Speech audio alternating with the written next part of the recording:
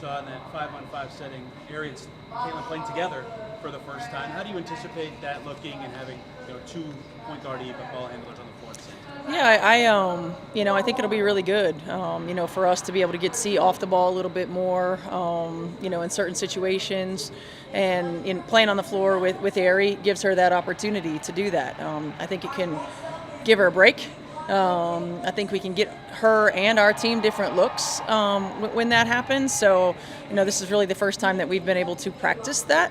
So look forward to exploring that a little bit more. What is the structure of having one or the other be on or off ball at any given time? Is it certain sets? Is it a feel thing for them? How do you kind of determine how that works? It'll kind of be organic. Way back in the day, my first time here, I played Bree January and Erica Wheeler together. So I'm used to playing multiple point guards on the floor at the same time. It'll be organic. The only time that we'll probably predetermine anything is dead balls, when we want to get a certain look, maybe after free throws if we want to get a certain look, but really more than anything, we want to be able to play where our high guards run, our low guard gets our outlet, and having Ari on the floor gives us another opportunity to do that. With Caitlin obviously playing 5-on-5 today, do you anticipate her progressing to be able to play on Wednesday? I hope so. I think just the same structure, I would say, return to play structure as we have been. It's like she gets to do a little bit more, and then we see tomorrow, is there progress or is there any regression? How does she feel? How does she look? What does recovery look like? And so this was really the first time we've been able to get her out into live action. So we'll see what it brings tomorrow. You guys have always talked about those three, the main three as the foundational pieces, but to see them be all-stars, especially here in Indy, is that kind of a fun conversation to have amongst the group about what you're building? It is. It's really incredible. I mean, those three have been pillars. They've done an outstanding job, and I'm proud of all of them. They continue to get better.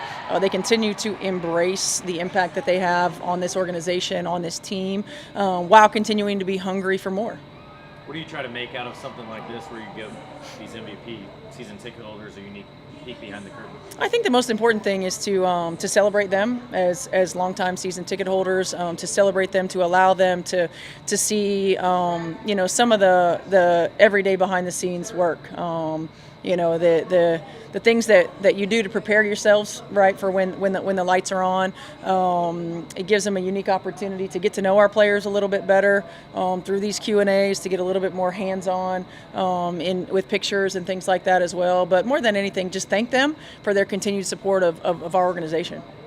With Dee, how do you reintegrate her back in the fold, both in what you've done over the last few weeks, but also I think she just played like every minute of the last game. So she was incredible, right? Yeah, she'll need some rest. So I'm not sure when she'll be available, but this will, hopefully, knock on wood. I don't know if there's anywhere near, but when Dee gets back and she is available, this will be the first time that our full roster has been available. And so for us, reintegrating, Caitlin, if we don't have any setbacks, reintegrating Dee, it changes what our rotation looks like. It changes what our lineup looks like. It does give us a little bit more versatility, but it's going to be a challenge, but also something that's necessary for us heading into this All-Star break.